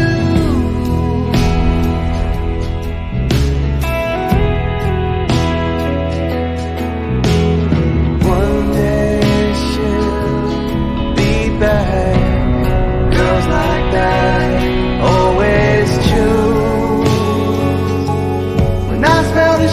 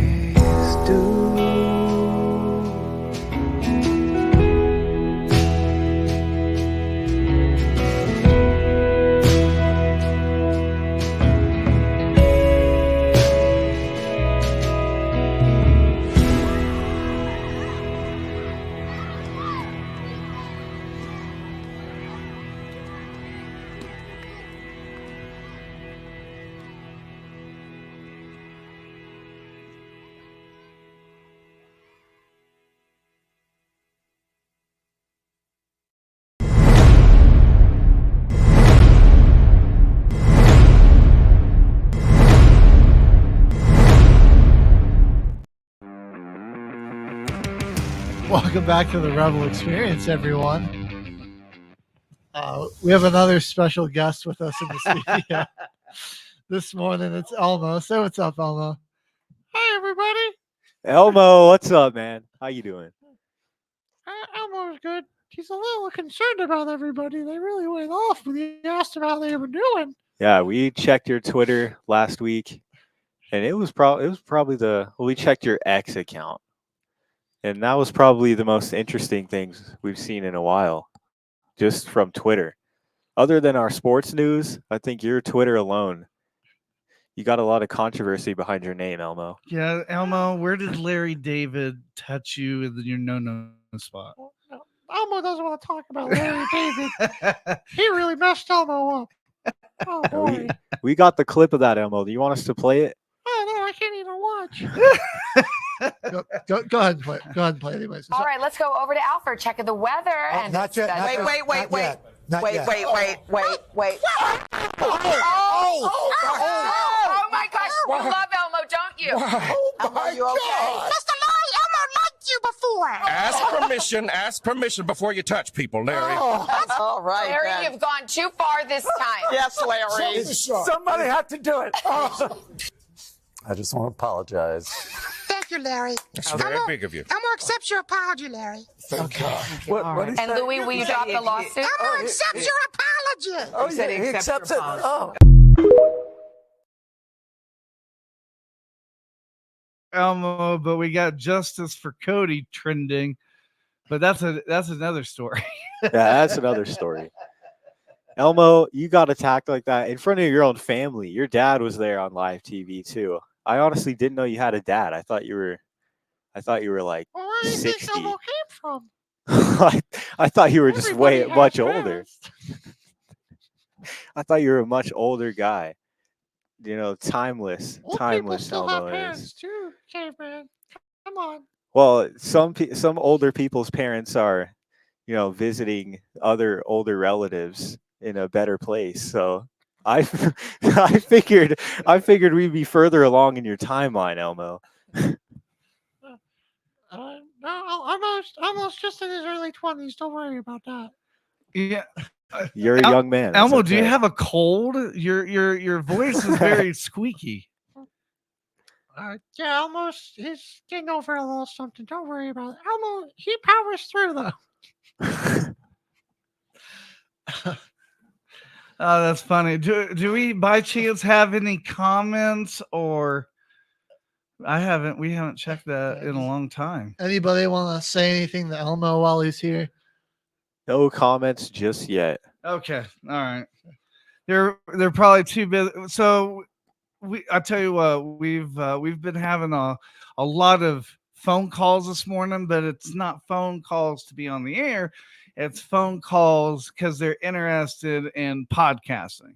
That's what one of them was earlier. Yeah. I had to tell him call back. He was from Hawaii, actually. So when I told him we were finished at 10 a.m., he had no idea what time I was talking about. So I said 10 a.m. Mountain Time. Give us a call back. He's calling us from Hawaii? Yeah, right It's now. like- It's probably Big Al. That's probably the person there. It's like still dark in Hawaii. Oh, yeah. They're like 6 Late. hours behind us. Jeez. That dude's like calling us at like 3 a.m. Dude, I talked to These a are veteran rise of and Paris, shine, France man. yesterday talking about wanting to do a podcast. That's awesome. Yeah, we've got Paris, France, Alaska, Hawaii. We got 3 from Guam. I'm Very like, nice. holy crap. That's Yeah. going to be great. Yeah. Going worldwide, following the footsteps of Heroes Media Group. But it's going to take a while because they yeah. don't have a podcast. They want to get started, which that's great. But I tell you, if you're listening to this program and you want to start a podcast, I'm going to tell you right now, the first thing that you need to do, and this goes to everybody, the first thing that you need to do is you need to find out if you have enough time. And the way to find out if you have enough time is you pick a day and a time. Let's say Wednesday, like 5 o'clock. Every single Wednesday at 5 o'clock, same time, same place. That's key. Gotta have the same place. Okay. As you found with V, when you call, other places, the environment is totally different. Okay. So you got to make sure that the environment around you is quiet, because people, they'll just shut that stuff off. So you got to find a place, 15-minute segments. And in that 15-minute segments, you want to do 3 bullet points. You want to, whatever your mission is, whatever your target audience is, whatever you're talking about, you want to have 3 discussions. 5 minutes on the first bullet, 5 minutes on the second bullet, 3rd minute on the 3rd bullet. And then during those bullets, you want to make sure that you're transitioning from the first bullet to the second bullet with either like an article or with a story or some sort. Okay. That's the first thing that you need to do. You need to do that for at least 4 or 5 weeks, at least. Once you get all those segments, then you can start putting in, like, commercials or videos or something like that. But 15-minute segments. And the reason why you do 15-minute segments is because people lose interest after 11, 12 minutes. They just do. So that's the reason why every segment should be, 15 minutes. That's what I would do if I wanted a podcast. I have a friend that spent like $300 and some on podcast equipment. Sounded great, sounded awesome, right? He lasted about 8 episodes because he wasn't feeling it. And I would really hate for somebody to put a bunch of money sounding really good, and then when it comes to like editing or listening views and stuff, when the big thing is zero, the big thing is always zero. It's very discouraging, and I encourage everybody, don't get discouraged. The only difference between our radio station and, like, big time like iHeart radio stations is we don't pay to promote our show to get out there. We don't. And that's the difference between us and like one of these for profit, radio stations. So, like I said, at least a month, do the 15-minute segment once a week, every week. And you're going to find that it's kind of hard, because you want, what is good for one day, next week something might be coming up, like maybe a football game or a basketball game or like a family fling or some sort. And what happens is you get pulled away. So you gotta work on giving yourself that 15-minute kind of like podcast devotion time. That's my first advice. That's why I tell all the new people wanting to podcast. So if you have any questions or want some advice, feel free to email us. And you have the Elmo Twitter, so go ahead and read that. Yeah, I'm not going to read this top one. Okay. that one's a little off color there. Are people still just blowing him up? The most recent ones were from January 29th. Or let's see, actually. Okay. It's the same day. It went up to 210 million views, so it got 6 million views in that one week that we had away. Let's see. Wow, amazing. Still pretty oh my gosh. Okay, that one is about It's amazing that this parody account, I guess we can call that, right? Parody account. I don't even think it's a parody. It's the real Elmo. It's a real Elmo. Yeah. Okay. Officially Elmo. These most recent ones up here are pretty bad. Okay. I don't feel very comfortable reading that on the air. What is it, like cuss words or something? No, it's like I just sold blank to a middle schooler. Oh, okay. Or Elmo, what's your opinion on late term blank? Like some things got passed recently that there's one side agrees and the other side doesn't. Oh, it's kind of political. Yeah. Why are we asking Elmo this stuff? Right, Elmo's got political. People have lost all hope in a dystopian nightmare that was once called America. We are told not to trust our eyes and to believe the science, unless the science has to do with gender. We are on the edge of a civil war, a world war, and a culture war. In the absence of God, this is like a literal MLA format essay from this person. Wow. In the absence of God, there is only Taylor Swift. If you think that's bad, just wait till this. Wait till the weekend. Taylor Swift, and Travis Kelce, they're gonna be all over the internet starting Saturday. I Maybe guarantee people you. will leave Elmo alone.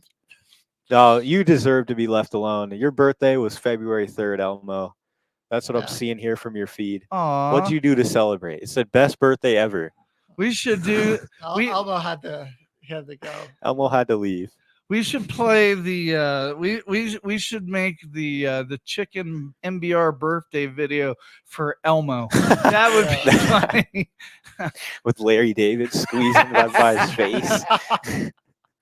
Oh, that's Hey, funny. speaking of birthdays, our very own caveman. Yes. Just turned 21 last night. Yes, happy birthday, bud. My first ever margarita is coming back to bite me right now.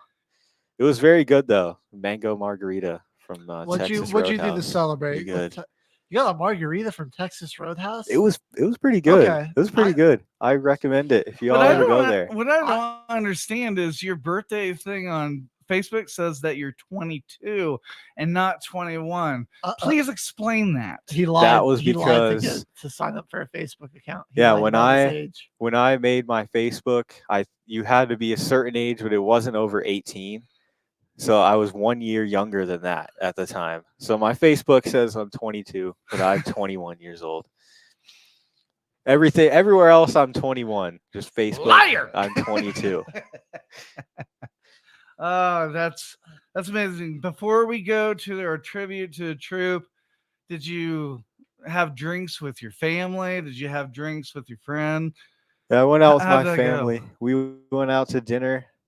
Well, first we went to the dispensary. It was my first time ever in a dispensary. We went there, and they have a deal. If it's your 21st birthday and you go to Colorado Options, you get a penny for a gram, or you can do a penny for a gram joint pre-roll. So we went there first, and then we went to Texas Roadhouse. I was planning ahead. I thought maybe the bread would help soak up some of the alcohol so I wouldn't be as sick today. Yeah. I think it did help, and those rolls are amazing. Right? Oh, you gotta get the rolls. That was the main thing. My family was like, "Where do you want to eat?" And I was like, "I am just craving Texas Roadhouse rolls right now." You're like, "Let's set that up." We went there, ordered my first legal drink. It was pretty good margarita. Mango is sweet, and then it had some tahini in it, so it was like sweet and spicy. And then we went to a bar after and had a couple shots, couple lemon drops, and a couple shots of Goldschlager, which I do not recommend. That is like the most, if you don't like cinnamon, that is the most strong cinnamon flavor I've ever had in my entire life. Did you swallow the gold stuff? Yeah. Yeah, I think that does it. You know, I had a friend. He bought me a thing of tequila. First time I drank tequila, and he was like, "The first thing you gotta do is you gotta swallow the worm." I'm like, "Okay." Oh my gosh, I was so drunk. Was there a worm in the tequila? Yeah, there was a worm in the tequila, and I had to swallow it. You know, I was learning. You know, I love how people teach you how to do drinking that is going to kill you, basically, or just not make you feel uncomfortable. You know, make you feel comfortable. So Yeah, my brother was like, after we had the lemon drops, he's like, "We got to order you some adult shots." It's like, what gets more adult than that? It's like the biggest shot glass that I'd ever taken a shot from in my life. Not saying that I ever have until last night. Well, obviously, it was the biggest one because that was the first time you'd ever taken a shot. Yeah, it was the first time that I've ever done it. The first time I ever took a shot, we was in Georgia, and my battle buddy was Lebo, and it was Bacardi and or Bacardi and 501. That's what it was. And he lit it up and he's like, all right, go ahead and, take the shot. It's your birthday. And I get ready and, I ate pizza before and it was the first time I ever drank. And when I drank that, oh my gosh, I felt, how you feel the stomach turning a little bit, and I'm like, okay, so I run to the bathroom and I throw up in the wall urinal. It was really embarrassing. It was. It was really me too. I think the most embarrassing time was when I was in Cowboys and I went into the wrong restroom to throw up.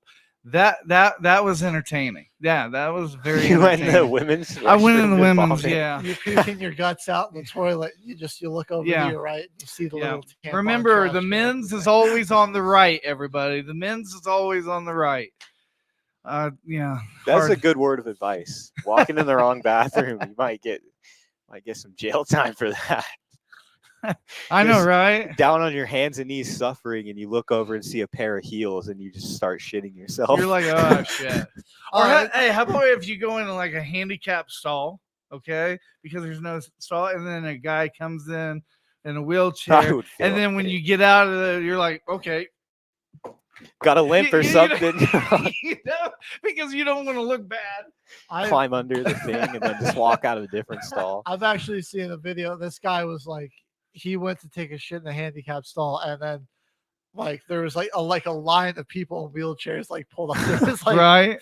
He could see like a line of them, and he's like, I just wanted to poop in the big stall. Now there's like a line. He's like, what do I do?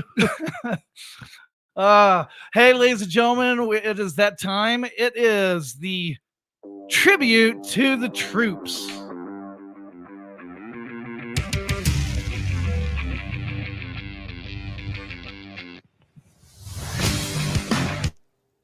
Friends and family, thank you for tuning in today as NBR pays tribute to Specialist Kennedy Ladden Sanders, 24 of Waycross, Georgia, who was killed in a drone attack in Jordan on January 28, 2024. Sanders served in the 718th Engineer Company, the 926th Engineer Battalion, and the 926th Engineer Brigade out of Fort Moore, Georgia.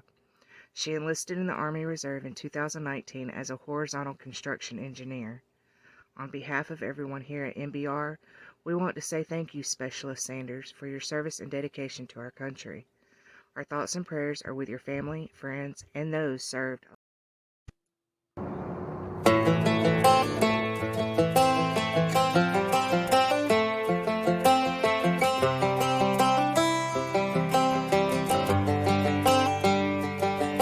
It's the guts and it's the glory. 100 stripes, 100 stories. It's the Pledge of Allegiance on the 4th of July. It's them handwritten letters from home. It's them sleepless nights alone. It's his newborn baby he left with his wife. Mr. Red, White, and Blue, lay down, hear the line. Mr. Red, White, and Blue, for these stars and stripes. Hey.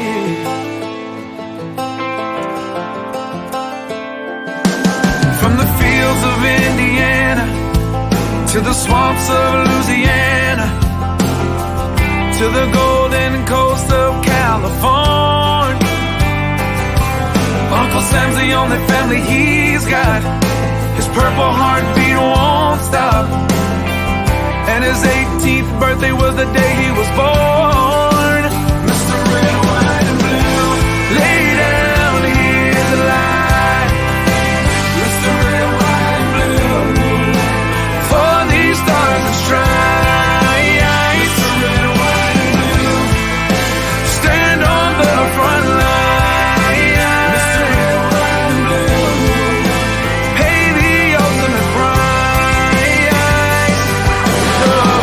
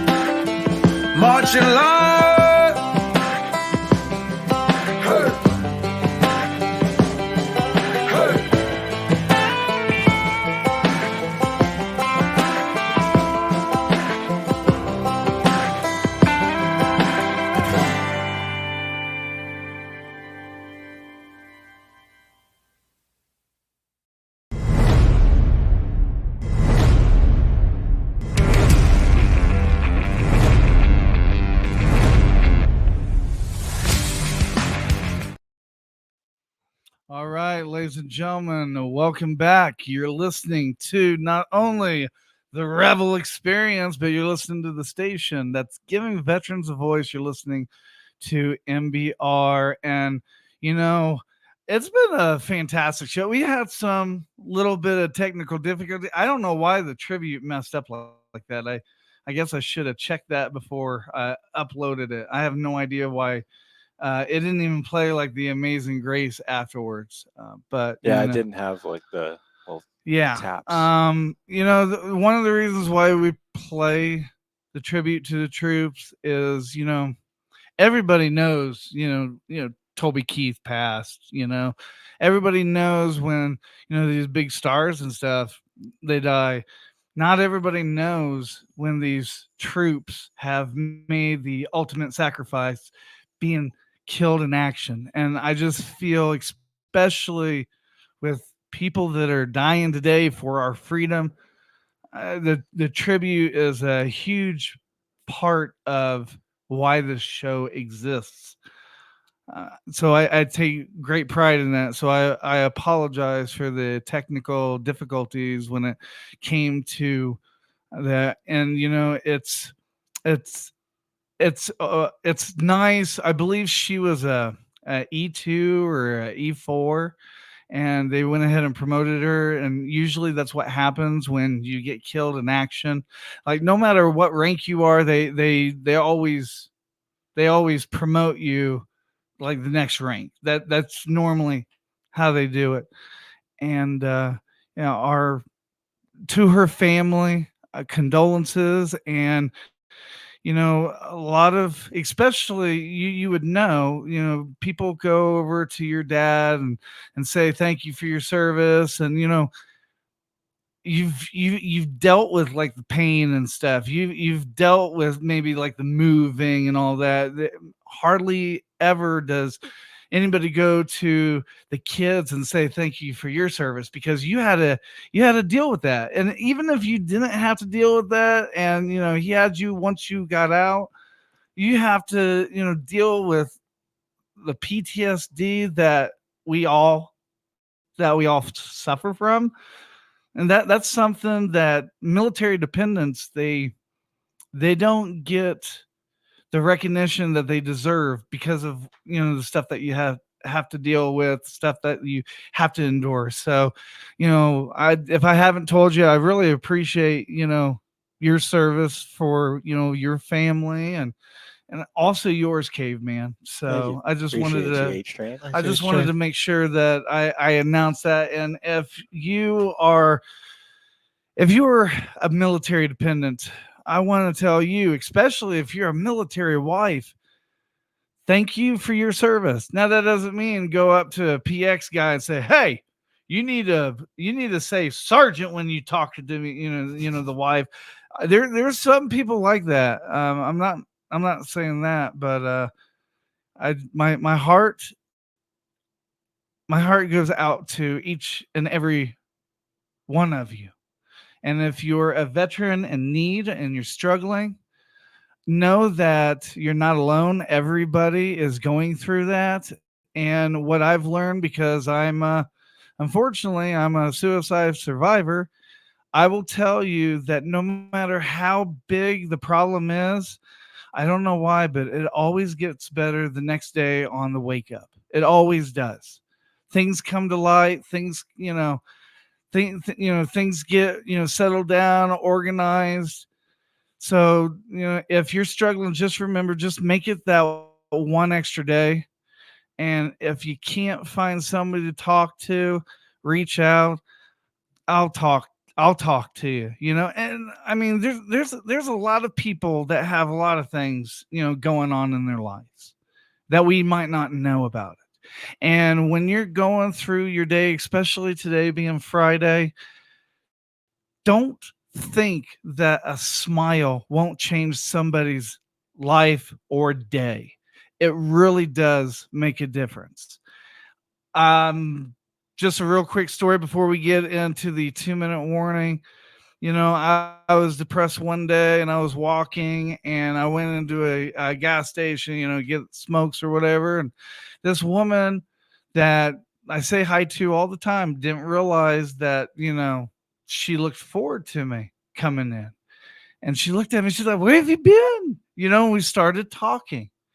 And she told me that it's always a joy to have me come in and, and buy something, because I'm always hyped up. I'm always happy.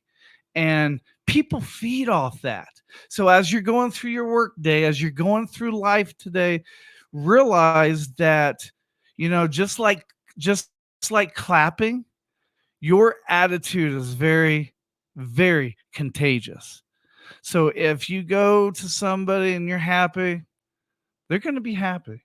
If you go to somebody with stranger danger attitude, well, not so much. But with that being said, the 2-minute warning. 5, 4, 3, 2, 1. We have ignition. Strap in. It's the 2-minute warning. 2-minute warning. What we learned today. Are you not entertained? Are you not entertained? Sponsored by OperationGoodBoy.com. Use code at checkout. Military Discount Radio.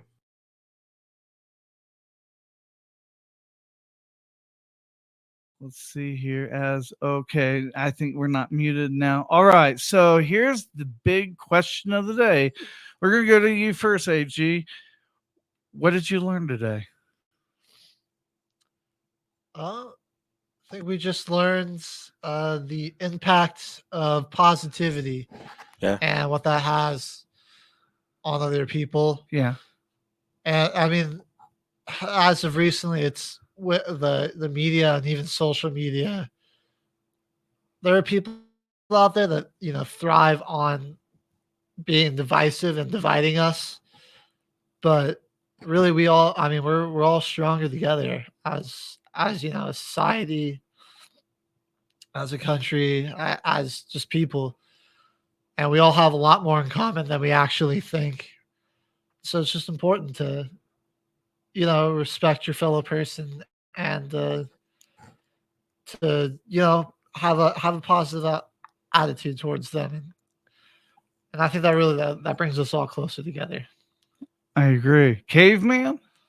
Probably the same thing. Yeah. It's just need people for just about everything, really. There's some things obviously you can do it by yourself, but you can't just live through your whole life. Like, oh, I got it on my own. It just doesn't work out that well. That kind of leads people to be the divisive ones. I feel like they divide themselves and then they choose to want to divide other people. I think that's really dumb. I also learned that it's Joe Pesci's birthday. That's why he's trending. 81 years old today. Happy birthday, Joe. The one thing that I learned, and I want to push this back, I think it has been about 2 weeks. You said something that was very impactful, and you might not even know it, that there's a lot of people that go through the day, go through the week, go through the month, and they meet other people, and it just bothers them, like closure, that they can't get along or something. It's just not a good fit. And you said it perfectly, that there's just some people that just aren't a good fit with other people, and there's people that have a hard time just walking away because they can't live with somebody having a bad opinion of them. And when you said that the other day, it was very impactful. You made a good point. Doesn't mean they're a bad person, just means that your attitudes that just don't collide. If you're full of anger and you got somebody that's submissive, that relationship, that outfit, it's just not gonna work. So you kind of have to get in when you fit in, kind of thing. You know what I mean? So when you said that the other day, it made me think, and it was impactful, and I'm sure that other people are going to learn as well. I know there's quite a few people that that don't like me. So all right, well, that's it, everybody. That is the show for today. We want to thank you for tuning in, and having us be your morning show. We know you have a choice and who you listen to, and you chose us, so we want to say appreciate it. The show of this radio show will podcast right after it ends. And once again, with everybody saying, we're not here for us, we're here for you, giving our veterans a voice. That's the show for today, everyone. Thanks for listening. We'll be back next week with an all-new show. And remember, you can listen to us again and again. The podcast of this radio show is available right after we go off the air tonight, anywhere that you can get your podcast episodes. And thanks for joining us today. I'd like to take a moment to talk about something close to my heart. Military Broadcast Radio is doing incredible work to support our veterans and bring their voices to the world. They rely on your generous donations and your dedicated volunteer hours to make it happen. I encourage you to consider supporting NBR in any way, form that you can. Use this QR code that's attached to the picture, or you can go to our website at mbradio.us. That's Mike Bravo Radio.us to learn more about how you can donate or volunteer even just an hour a week from your home. Help me.